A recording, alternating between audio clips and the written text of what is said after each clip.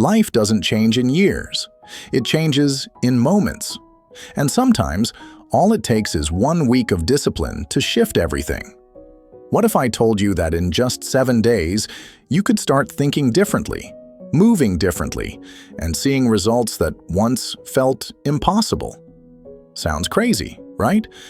But that's exactly what happened when I committed to 5 simple habits. These aren't the same old tips you've heard 1,000 times. I'm not here to waste your time with generic advice like wake up early or drink more water. I'm talking about raw, powerful habits that shook me to my core. Habits that forced me to confront my own weaknesses, break my old patterns, and step into a version of myself I never thought possible. Because the truth is, most people don't change. Not because they can't, but because they refuse to disrupt their comfort. They cling to routines that drain them, habits that suffocate their potential, and mindsets that keep them stuck. They say they want better, but when it's time to act, they hesitate. I know this because I was one of them. I lived in that cycle of knowing what I needed to do, but never doing it. Until one day, I had enough. I decided that for 1 week, I would go all in. No excuses, no distractions. I wasn't looking for minor improvements. I wanted a complete shift. And that's exactly what happened. Within days, my energy changed. My mind became sharper. My actions felt more deliberate. I wasn't just hoping for change. I was making it happen. Now, I want to share these habits with you. Not because I think I'm better or wiser, but because I know what it's like to feel stuck. I know what it's like to wake up and wonder if anything will ever change. And I know what it's like to finally break through. If you've been waiting for a sign, this is it. These 5 habits are practical. They're not based on motivation or willpower alone, because let's be real, motivation fades. These habits are built to rewire how you think, how you act, and how you show up in your life. They are the foundation for real transformation, and I promise you, if you commit to them for just 1 week, you'll feel the shift. So, if you're ready to shake things up, to step out of the cycle of hesitation and into a mindset of power, stick with me. By the end of this, you won't just have a list of habits. You'll have a blueprint for change. Now, let's get started. Habit 1. Rise before the world and watch your life change. There was a time when I hated mornings. My bed felt like a warm cocoon, and the snooze button, my closest ally. Every morning felt like a race against the clock, stumbling out of bed, rushing through everything, always one step behind. But then, I made a simple change, waking up early. And that one decision rewired everything. At first, it felt impossible. The alarm rang at 5 a.m., and I questioned every life choice that led me there. My body fought it. My mind begged for just a few more minutes of sleep. But I got up anyway, and by the 3rd day, something shifted. The world was still asleep, but I was awake. The silence wasn't empty. It was full of possibility, full of clarity, full of power. There's a reason the great minds of history swore by early mornings. Marcus Aurelius himself said, "At dawn, when you have trouble getting out of bed, tell yourself, I have to go to work, as a human being." Because that's what this is, waking up early is a discipline, a quiet rebellion against laziness. While others are lost in dreams, you're out there creating yours. With those extra hours, I finally had time. Time to stretch, to move, to breathe. A short jog before the world woke up made me feel like I was ahead of life, rather than chasing it. I took time to sit in silence, to be mindful, to actually think about my day instead of reacting to it. And the stress? It started to fade. My mornings became calm, intentional, powerful. People ask, but won't I be tired? Only at first. Your body adjusts, your mind adapts. The real question isn't about sleep, it's about what you gain. A rushed, chaotic morning leads to a scattered, unfocused day. But when you take control of your morning, you take control of everything. I remember one morning when I stepped outside just as the sun started rising. The sky shifted from deep blue to gold, the air was crisp, and the world felt still. In that moment, I got it. Waking up early isn't just about time. It's about presence, about witnessing the world wake up instead of being dragged into it. This one habit alone transformed my life, not just in productivity, but in peace. If you've ever felt like you don't have enough time, like your days slip through your fingers, wake up before the world. Start with just 15 minutes earlier than usual. Then push it further. Mornings aren't meant to be survived. They're meant to be claimed. Habit 2. Move your body. Change your life. I used to believe that exercise was just for athletes, gym rats, or people with an iron will. Me? I had excuses. I'm too tired. I don't have time. I'll start next week. Sound familiar? That was my cycle, until one day, I broke it. I committed to moving my body every single day, no matter what. And in just 1 week, I saw something I never expected. My mind transformed even faster than my body. At first, it was brutal. My muscles ached, my energy drained, and every fiber of my being begged me to quit. But I kept going. 20 minutes a day, jogging, stretching, lifting. Not because I loved it, but because I was tired of feeling weak, physically and mentally. Then, on the 4th day, something clicked. I woke up with energy I hadn't felt in years. My mood lifted. Stress that used to weigh me down suddenly felt lighter. And for the first time in a long time, I felt in control. Marcus Aurelius once said, "You have power over your mind, not outside events. Realize this, and you will find strength." Exercise is exactly that. Choosing strength, choosing movement, choosing to push forward even when everything tells you to stop. It's not about lifting the heaviest weights or running the fastest mile. It's about proving to yourself every single day that you are stronger than your excuses. One morning, I went for a run. The air was crisp, the world was quiet, and it was just me and the road ahead. With every step, I felt my doubts fade. That's the power of movement. It doesn't just shape your body, it clears your mind. It strips away stress, wipes away negativity, and reminds you what you're capable of. I also gave yoga a shot. At first, I thought it was pointless, just stretching and breathing, right? But then I realized it was exactly what I needed. Yoga forced me to slow down, to listen to my body, to be present. It wasn't just exercise. It was a lesson in patience, control, and self-awareness. That's when I understood. Exercise isn't punishment. It's not about perfection. It's about honoring yourself enough to move, to sweat, to feel alive. Maybe you're thinking, but I don't have time. Here's the truth. You do. If you have time to scroll, to binge watch, to sit in frustration, you have time to move. And you don't need a gym, expensive gear, or an intense routine. Start with a 5-minute walk, a stretch, a dance in your living room. Just move, because movement is life. After 1 week of daily exercise, I felt unstoppable. Not because I had a six-pack, but because I had built something far more valuable: discipline, clarity, and confidence. Exercise taught me that taking care of my body wasn't a burden. It was a privilege. If you truly want to change your life, start with your body. Move with purpose. Move with power. Move, because the person you become on the other side of that effort is worth it. Habit 3.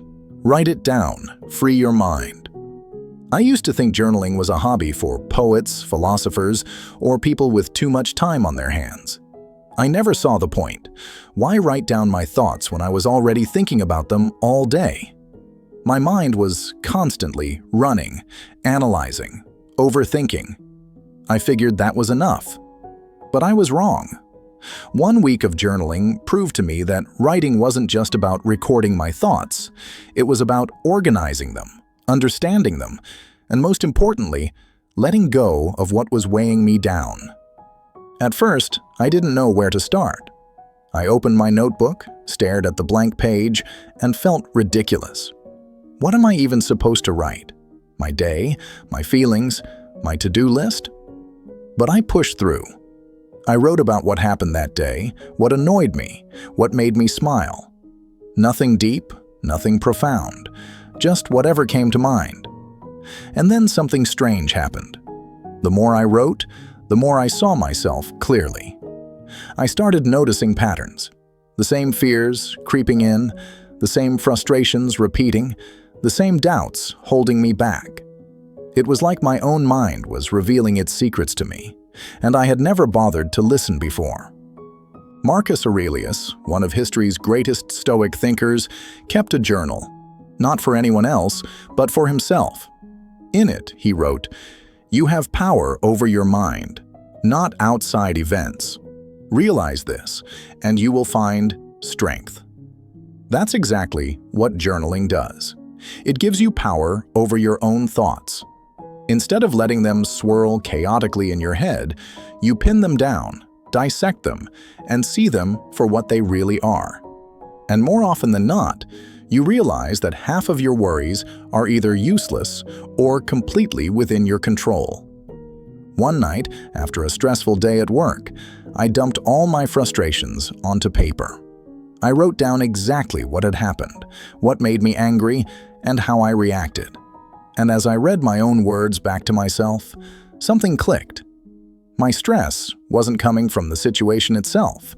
It was coming from how I chose to see it. That's when I realized that journaling isn't just about venting. It's about problem solving. It's about stepping outside your emotions for a moment and looking at them from a new perspective. Another thing I started doing was writing down small victories. Not life-changing events, just little wins. A difficult conversation I handled well, a new skill I learned, even just a good workout. Looking back on these pages, I saw proof that I was making progress. And progress, no matter how small, is fuel. It keeps you going. It reminds you that you're not stuck, you're moving, even if it doesn't always feel like it. Then came gratitude. Every night, before closing my journal, I forced myself to write down 3 things I was grateful for. Some days, it was something big, a meaningful conversation, an unexpected opportunity. Other days, it was as simple as the smell of fresh coffee or a stranger holding the door open for me. At first, it felt silly, but over time, I realized it was rewiring my brain. Instead of focusing on what was missing, I started seeing what was already there. Maybe you're wondering, but what if I'm not a good writer? Doesn't matter. This isn't about perfect grammar or poetic language. It's about freeing your mind, unloading your thoughts, and giving yourself space to reflect. Maybe you write full pages, maybe just a few sentences. Maybe it's structured, maybe it's a chaotic mess. It doesn't matter. What matters is that you get it out.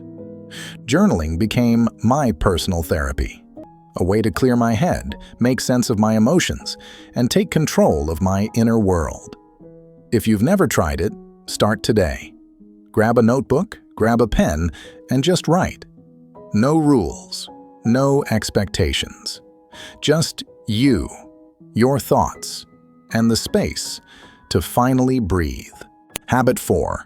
Eat with awareness, live with intention. Food is fuel, but for most of us, eating is just another chore. We rush through meals, distracted by screens, barely tasting what we put in our mouths.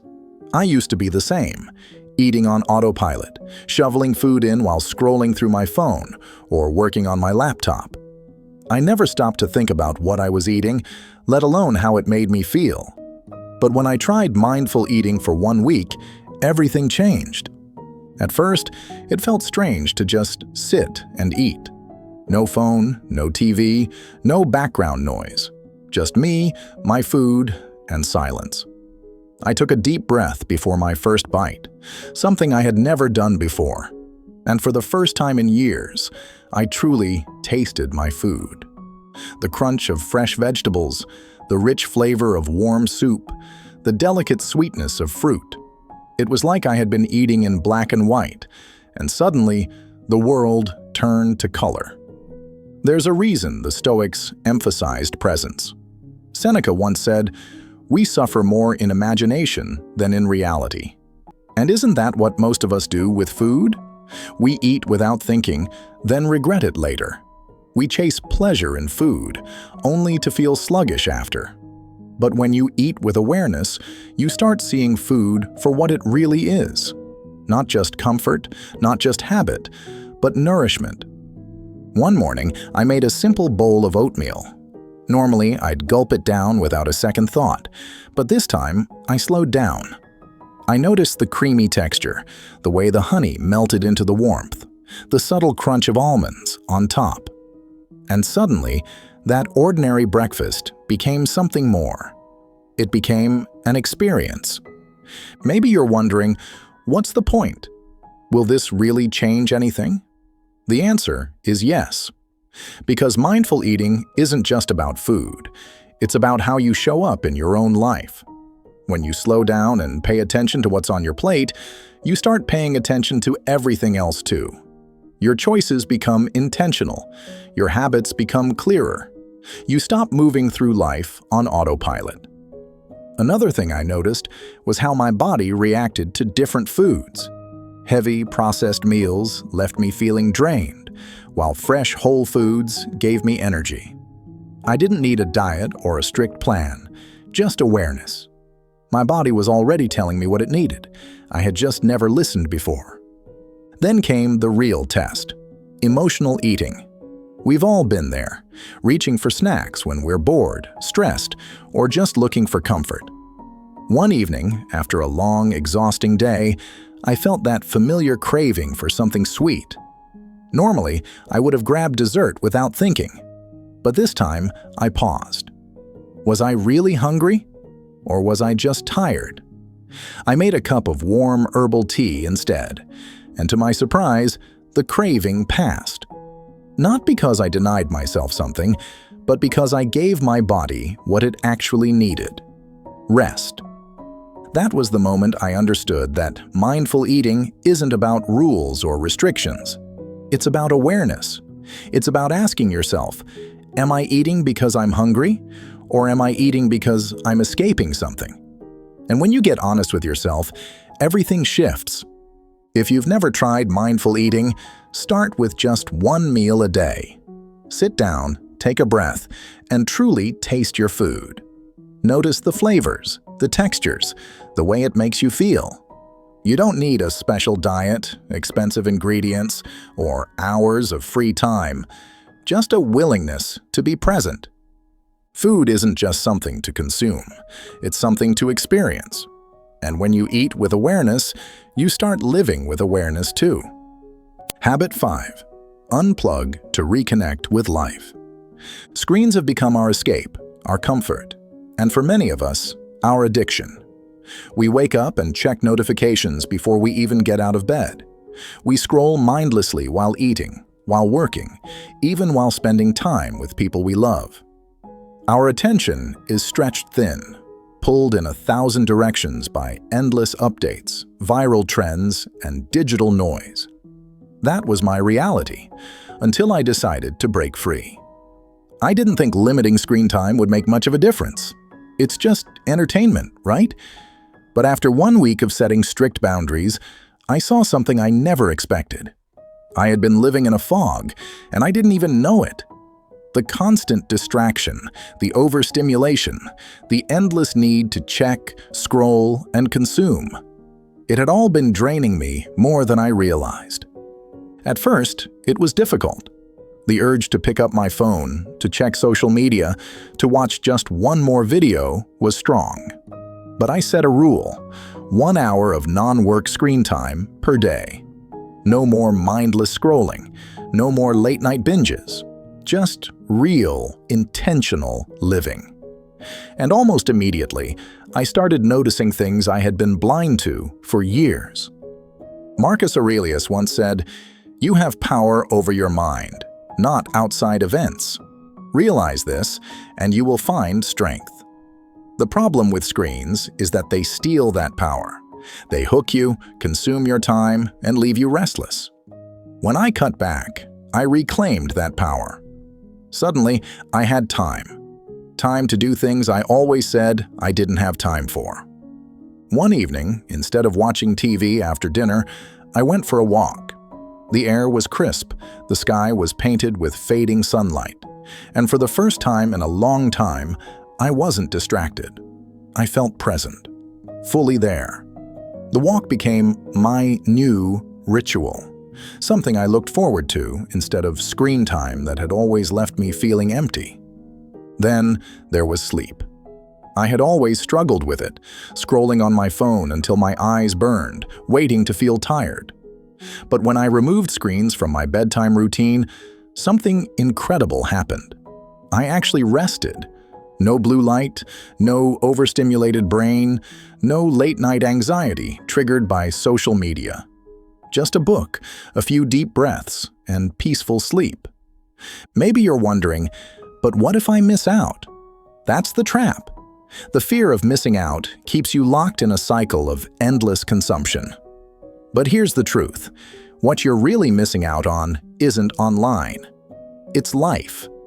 Conversations that go deeper than a quick reply. Moments of quiet that allow you to think, to feel, to be. The ability to sit with your thoughts instead of drowning them in distraction. One afternoon, I went to a cafe with just a notebook and a pen. No phone, no laptop, just me. And for the first time in ages, I felt clear. I wrote. I reflected. I planned. It was one of the most productive and peaceful hours I had experienced in years. And that's when it hit me. Screens hadn't just been distracting me. They had been pulling me away from myself. Of course, I wasn't perfect. There were moments when I reached for my phone out of habit. But every time I caught myself, I asked a simple question. What am I really looking for? And most of the time, the answer wasn't online. It was connection, peace, purpose. And none of those things come from a screen. This isn't about throwing away technology. It's about balance. It's about using screens on your terms, not letting them use you. If you feel drained, anxious, or disconnected, try it. Start small, an hour less each day. Fill that time with something real, a walk, a book, a deep conversation. Because the moment you unplug, you'll realize something powerful. Life has been waiting for you all along. And just like that, 1 week of small changes turned into something much bigger. These habits weren't just actions. They were shifts in mindset, in energy, in the way I showed up for myself. And if they worked for me, they can work for you. Maybe you're wondering, can something as simple as waking up earlier, moving more, or cutting back on screen time really change my life? The answer is yes, because real change doesn't come from grand gestures. It comes from the little things you do every day, the choices you make when no one's watching, the tiny adjustments that seem insignificant, but over time, reshape everything. Seneca once said, "Every new beginning comes from some other beginning's end." This is your chance for a new beginning. Pick one habit, just one. Try it for a week. See how you feel. If it works, keep going. If it doesn't, adjust. Growth isn't about getting everything right. It's about refusing to stay the same. If this resonated with you, don't keep it to yourself. Share it. Drop a comment. Let's build a space where we push each other forward. Because life isn't waiting, and neither should you. See you in the next one.